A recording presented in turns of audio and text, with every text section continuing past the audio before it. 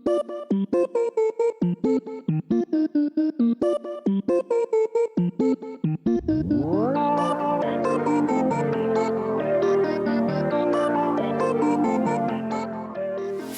there, everyone. Welcome to Enthusiastic Encouragement and Dubious Advice, the podcast for folks who would rather curl into the fetal position than lean in. I'm your host, Patricia LZ Tuttle. And I'm just a small town girl living in a lonely world. I'm Nicole LZ Tuttle. We're recording the show on August 2nd, 2025.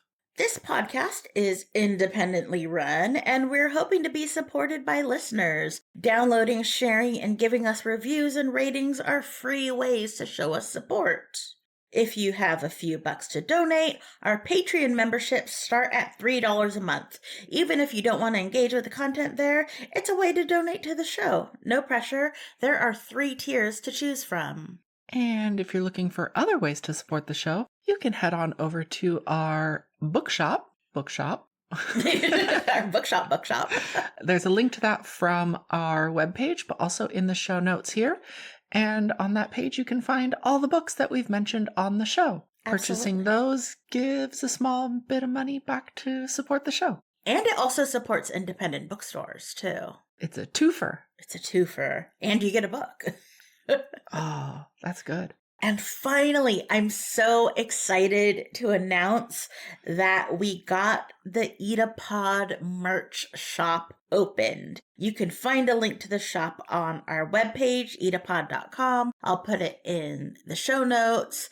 If you are feeling up for typing in the whole URL yourself, it's eedapod.myshopify.com. Right now, there are 3 things up. Thank you already to the folks who have made orders. Very exciting. We've got 2 stickers and a window prism? Yeah. Excellent. With very amazing glamour shot product shots by yours truly. Very professional. Very professional. Speaking of stickers. Yeah. Since we last recorded, we went to the Oakland Sticker Fair. That's right, y'all. Oakland has a sticker fair. It was so cool. Everyone was so wonderful. Oakland also has a sticker club for adults, and I think they meet monthly, and you just bring stickers and you trade stickers and you put stickers on whatever you're bringing to put stickers on. And like I said, everyone there was so cool and so incredibly kind. And they were just like, we never see you at Sticker Club. You should come to Sticker Club. Everyone was very impressed by your preparation for the sticker fair. Yeah. So I brought an empty note card box. So whatever stickers I purchased would go in a box that would then go into my bag so that they wouldn't get crunched up or anything like that. That's how they knew you belonged. I was a real one. You're a real one and you should come to Sticker Club. You know what? I might go to Sticker Club one of these days. It sounds great. While we were there, you also learned of another event that happens here in Oakland? Yeah, I saw a really cool sticker that was just like a microphone, but the head of the microphone was like a disco ball. And it had in script Freaky-okie. And I was like, Freaky-okie. And the person at the booth was like, you've never come to Freaky-okie? And I was like, what's Freaky-okie? And they're like, it's karaoke for freaks. And I'm like, yeah, I'm in. You were so ready and on board to just be down with that. Yeah. Instantly. Yeah, we'll see. I started following it on Instagram, so who knows? Maybe we'll go to Freaky-okie someday. Also, we got a new comment. Thank you to Jeanette, who found our show via Crystal, another listener and friend. Thank you so much for your kind words and for sharing how you like your potatoes. And remember, if you would like to leave us a rating or review, please feel free to tell us in that review how you like to eat potatoes.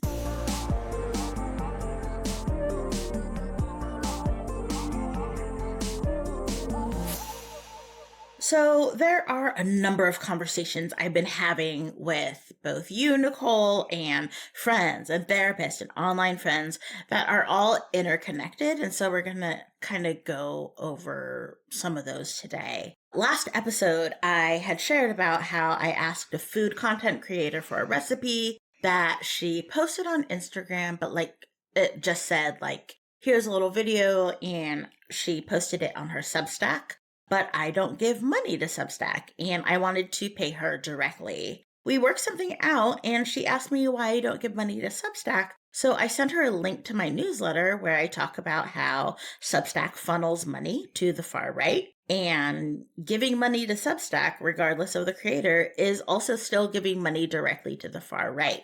I mentioned this to someone and she gave me major side eye and said, like, how did she not know how awful Substack is? Everyone knows about Substack. And I told her, like, this content creator seems to run in really different circles than I do. She seems like a nice cisgender straight white lady who makes food videos on the internet that I love. It's very soothing. It all looks so delicious. And also, the internet that she sees is different than the internet I see.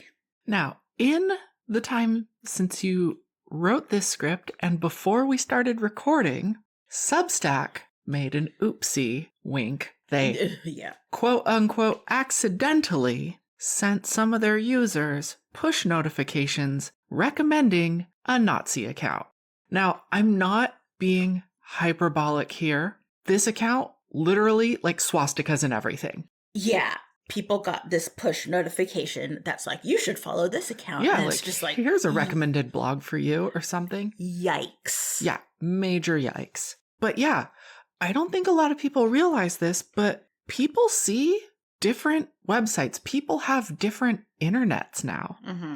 Back in like the late 90s and early aughts when like I started getting really heavily online, most of us saw the same things on the internet. Yeah, very similar things. Like we all had access to the same internet. We were shown the same things. There were a couple aggregator sites, but like, you know, stuff spread via word of mouth, but otherwise like yeah, it was of all... course.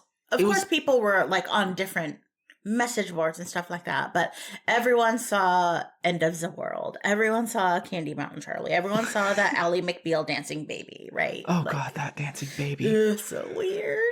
But since then, we've had the rise of social media and the rise of algorithms.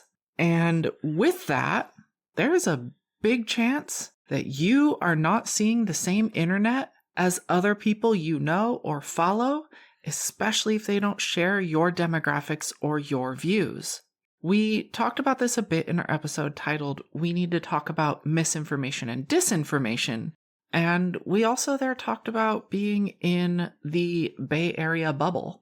Yeah, like this information bubble in the Bay Area, and also just like who we interact with in our communities. And there are bubbles within bubbles too, right? Like the information I'm getting and the conversations I'm having are often quite different than my straight cisgender counterparts at my day job.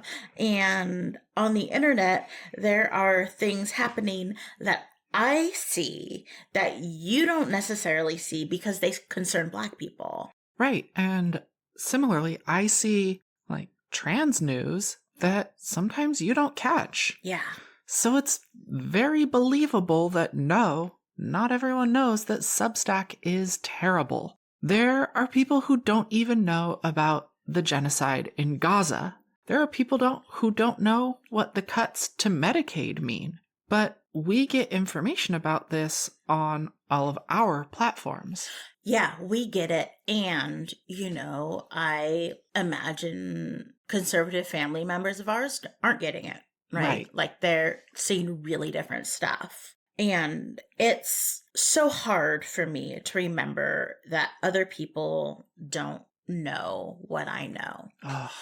I know. I wish I could just share my brain sometimes. Every time I see someone using say Instagram or Facebook for like, I'm having a fundraiser for my birthday. And like they're actually using the in-app widget that has the countdown for like I'm fundraising for this organization, this food bank, like whatever nonprofit, and they're using it through Facebook or Instagram.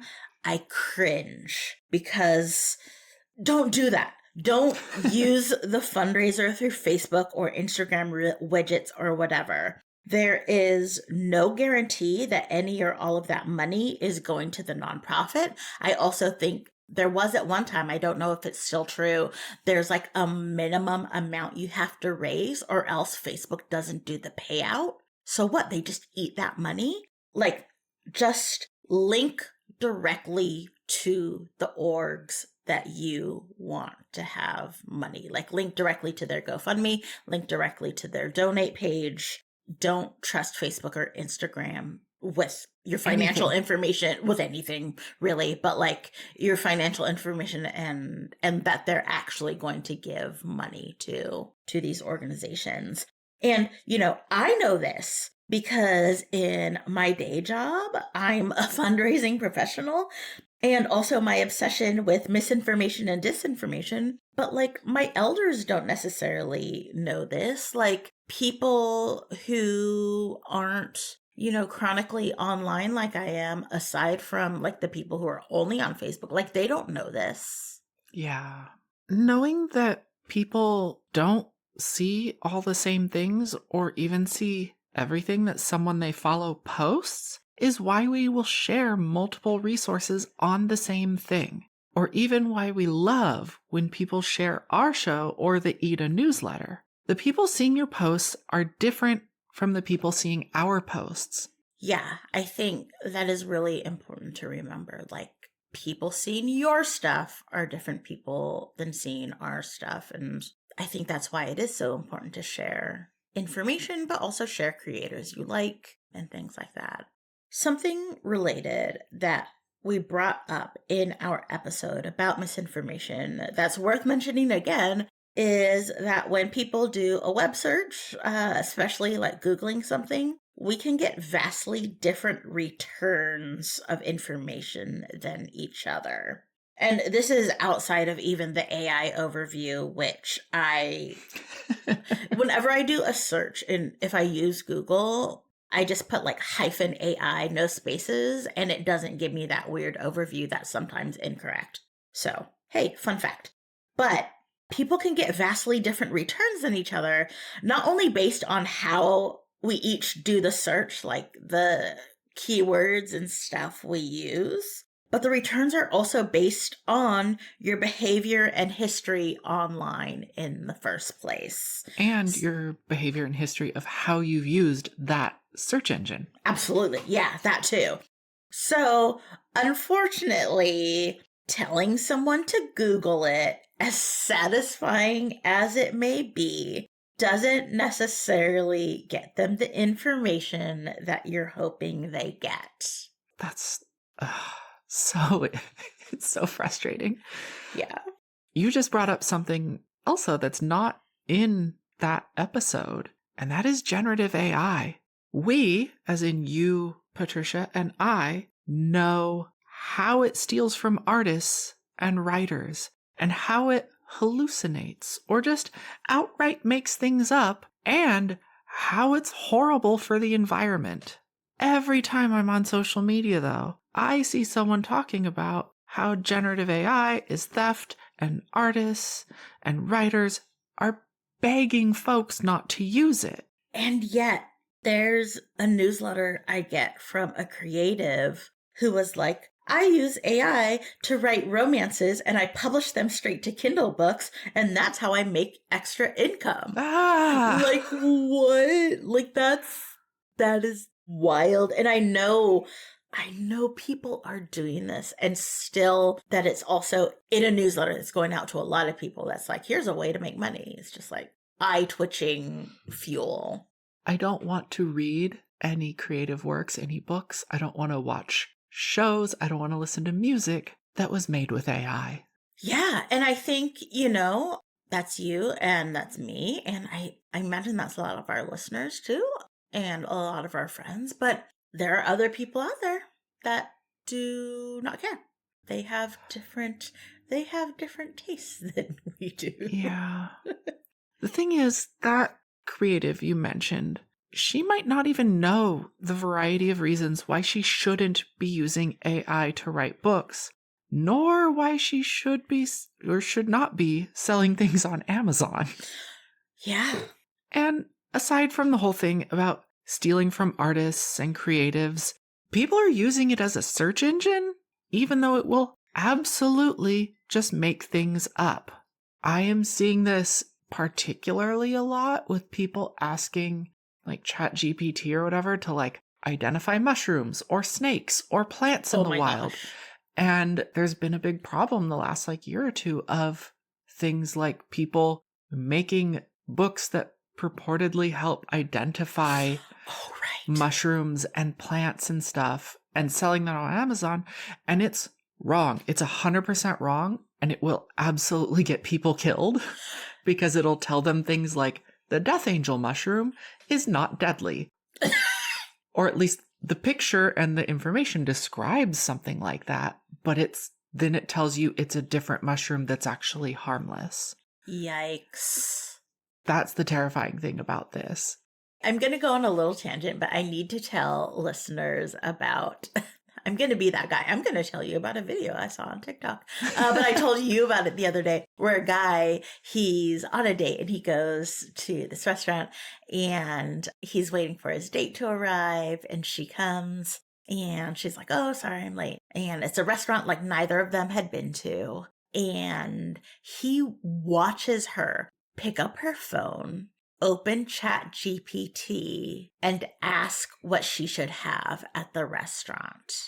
Like, he didn't say she took a picture of the menu or anything like that. Maybe she put the restaurant name in there. And then she goes to order whatever Chat GPT said. And like the bartender or server looked at her and was like, "We have never had that. Like, we don't have that here. And we have never served that." Like, people outsourcing their thinking, people outsourcing their ability to choose.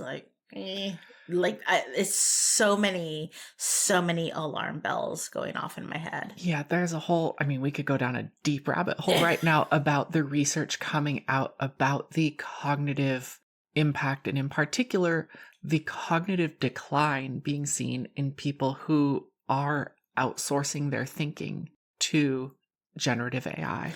Yeah.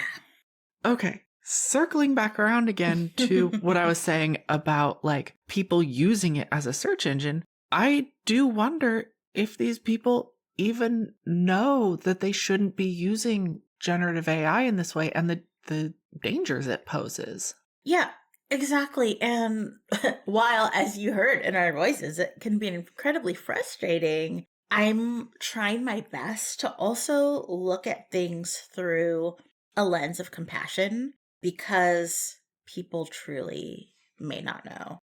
At the same time, I'm also trying to recognize that it's not my job to teach everyone, nor is everyone interested in learning. I'm also trying to come to terms with the fact that, and this is a tough one for me, people may know and they just don't care. Oh, this is one of the hardest things to come to terms with in life. Even if you are sharing things, the people who need to see it probably aren't. Or they're just swiping past because, like you said, they just don't care.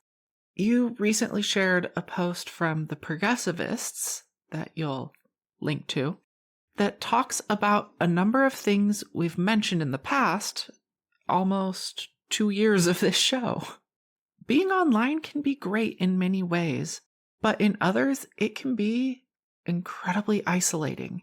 One of the quotes that really resonated with me was, "We've somehow convinced ourselves that awareness is activism." Like, just knowing everything terrible going on is somehow helpful. Just the knowing.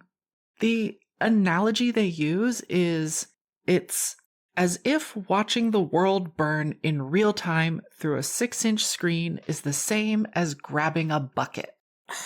That's such a good one. There's a similar analogy in the book, Let This Radicalize You, that is something to the effect of being politically aware is activism just as much as watching football is the same as playing football. You know, there are a lot of. I have seen many people that are heavily into football who seem to act as though they're on the team while watching it. Absolutely. Like they're right there. They're right there. I think of the white allies reading books by Black authors in isolation, like just reading the book, not discussing it with other white people, not taking any actions. Ditto for straight people reading queer books in isolation. Again, not discussing them with anyone or taking any actions. Like us reading these books in isolation is not helpful. Like it might be helpful to educate you and change your worldview, but it doesn't actually help other people unless you are sharing that information, unless you're talking about that information, unless you're putting things in action. I mean, this is the whole argument about, theory without practice or whatever. Yep. Right. Yep. But what you're saying in particular about these things and like reading books in isolation and everything, that has me thinking a lot about another thing we talk about a lot, which is the necessity of being in community and solidarity with other people. Yeah. Yeah. The revolution doesn't happen in isolation. No. I'll link to the newsletter issue where I shared that article from the Progressivists if anyone's interested in reading it. All this conversation, and especially what you said about community and solidarity, also makes me think about the role of friendship in all of this, recognizing that your friends aren't necessarily also your community and vice versa, and sometimes there's overlap, but still making sure that you are talking with your friends and meeting up in person if you can, and talking about things that aren't the horrors. Although I did have coffee with a friend the other day and we sat for a couple minutes assuring each other that yes, all these things are happening and they're very real. And yes, it's weird as heck that so much is still just business as usual. And then we switched gears and we talked about the fun things one of our kids is learning in preschool. And I think that's the thing, is that it can't all be the horrors, because that's how we burn out and we need to keep going. Yeah, you can't just focus on the awful all the time. This isn't toxic positivity. This is trying to mitigate harm, mitigate emotional and psychological harm so that we could keep showing up. This is, and I'm tangenting again here, Yeah. Going off script, if you will. This is something I think about a lot, of this kind of balance in emotions and feelings. Like you can't be just happy all the time. You can't be just sad all the time. These things in some ways require experiencing both of them or all of them in order to like fully understand them. Also the old, you can't have rainbows without rain, right? Yeah. And I think that's also in a lot of Zen teachings I've read. And there's also a quote that I cannot remember for the life of me where I read it, but it's that life is never 100% of any one thing. No. It's always a mix. No. Coming back to what we're talking about here, I think you're touching on some important things about, in particular, relationship care. It can't all be activism, because folks will burn out real fast. Or rather, caring for each other is part of the activism. The people in power want us isolated and scared and ignorant, not together and sharing food and laughing and learning. Yeah. They want us outsourcing our intelligence. Oh, gosh. Honestly, like before we get to that, or while we get to that, and even activism in the wider sense, I know that some of us need to go back to basics. And this is kind of what I think about if someone's even going through like a depressive episode or something like that, and just really being like, Are you sleeping? Are you eating? Are you bathing? Are you moving your body in some way? Are you going outside? Are you seeing people and or speaking to people in situations that don't involve work? Are you doing things that don't involve the internet or staring at a screen? Yeah, it's easy to stick our heads in the ground or in books. And I say that from personal experience. I am definitely sometimes a card carrying citizen of Dissociation Nation, but I really also have to remember that revolutions run on hope. Hope is necessary, and then your actions are grounded in hope. And for me, it actually feels better when I do something. Like, I truly believe that the antidote to feeling like garbage about everything is doing something about it and not just spiraling on the internet. Like, even if I'm using the 5 calls app to call politicians, if I'm checking in on friends, I guarantee, like, even after I leave one of those voicemails, I feel better because it feels like when you do something, you start to reclaim some sense of control because there's so much out of our control. And that's, for me at least, that's what makes me spiral. So, like, doing something is like, no, I can control this one thing. Yeah, and this kind of relationship maintenance and getting out of the horrors, as we say, is a big part of why we've been trying to have things like monthly get-togethers with friends, where maybe we have some good food and laugh Yeah. together. And remember what it's all about. Yeah. I know I've mentioned this book on the show before, but Activism by Omkari L. Williams really helps you focus and pick where your activism is going to be kind of revolving around, because it could be incredibly overwhelming. Like, there's so much and you're overwhelmed by choice. And the book also encourages small bits. Like, not everything you do has to be big. It's important that you do something. The Enthusiastic Encouragement and Dubious Advice newsletter is over 6 years old now. I've probably shared hundreds of things to do in the free issues at this point, and those are all available in the archives. And remember, what you do doesn't even have to be a big thing. It can be little things like just donating some money, and that doesn't have to be big amounts of money. Kicking in little, $5 here, $10 there. If a lot of people do that, it can go a long way. Make those 5 calls. Maybe do a grocery run for an immigrant family you know.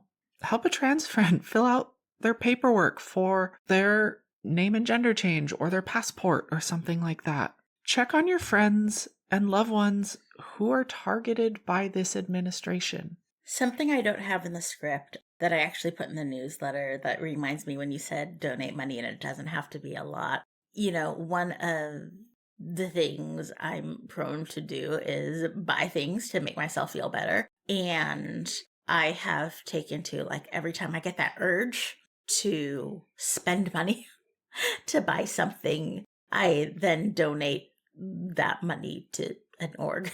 Huh. Most recently, it was just like, I was like, I want this perfume. I have so much perfume.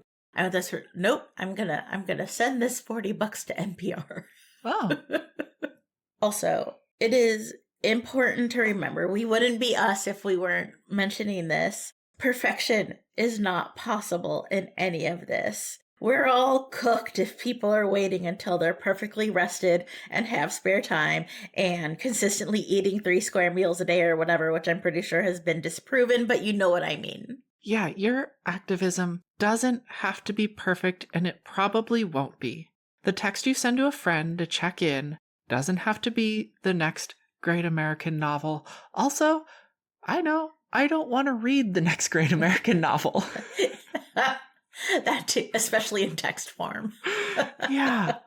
Perfection really is keeping so many of us from moving forward, and I'll be honest, I'm my own enemy on this too.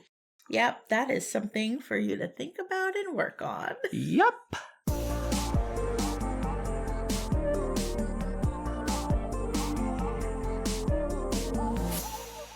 And we're just going to move on from that. Patricia, what do you want people to take away from this? So much today, so much today. If I had to choose one thing, it's just that because you saw something 100 times online doesn't mean the person you're talking to has even seen it once. Yeah. Nicole, what do you want people to take away from this episode? Awareness isn't activism. And I think we have to remember that. We have to be doing things and doing them in community with others. And that's the hard part. Yeah. Yeah, it's easy to be aware of things. That's not where the work is. I'm aware of so many things. I'm too aware. Too much awareness. I have too much awareness. I have been made aware.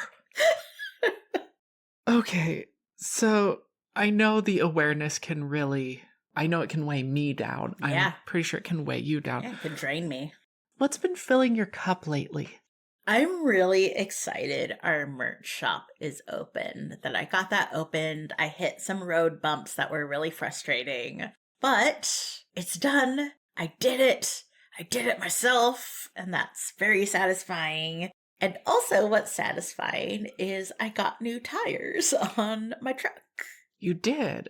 At the same time, I put new tires on my car, and we've both been like, wow, the cars are so quiet. And the turning is so responsive, and it's been amazing. I'm like, did the road get smoother? I think, though, you want to share a little story about, we've known we needed new tires for a while. What happened? Oh my gosh. It was raining. It was raining. It's been mostly under 70 here in the Bay Area, cool weather. Some days the sun doesn't even completely come out. And so a week and a half ago, it was raining in the morning after I dropped you off at work. And there was a truck at the light who was turning left. I was turning right. And the person driving the truck was driving a little recklessly. And as I turned right, I heard all kinds of squealing. And I looked in my rearview mirror, and this truck was sideways. He was slipping and sliding all over the place. And I was like, well, that's the universe's sign to me that I should get my new tires. Because I was just thinking on the freeway before I took the exit. I was like, you know what? It's wet out. I really should get my new tires. And then that happened, and I was like, well, loud and clear. I'm so amused by the idea that the universe would just be like, Patricia needs new tires. She's been thinking about it. We need to give her a sign to do that. Heck to that guy. Right, F that. But you know what? I'm thinking maybe the universe also needed to teach that guy to not drive around like an a-hole, because he took that corner too hard. A bit recklessly in the wet. Patricia needs new tires. F that guy. Nicole, what's been filling your cup? Some of you may be aware that I, a couple years ago, started what I called my chaos garden, which meant we had a little planter strip in front of the house that I just emptied a whole seed packet of wildflower seeds into. And every year they come back and they grow and they're beautiful and lovely. And then by midsummer, everything's dried up and done. And then there'll just be some scattered poppy plants because those seem to never dry up around here. I spent some time in the garden the other day. I clipped back all the dried stuff, got it out of there. We had some wire mesh we laid down because early on when it was just a dirt patch, cats kept getting in it, and we put down that and the cats stopped getting in it, and plants have just been growing through it. So I pulled that all up, and I've had some native plants just growing in pots for the last couple of years that I put in the ground. I put some new soil down. I laid down some nice wood chips and everything. So I completely revamped the little garden strip, and one of the neighbors who walked by, who I don't think appreciates my wild gardening all the time and doesn't speak a lot of English, he looked at it as he walked by and he was like, very good. Yeah. And I was like, okay.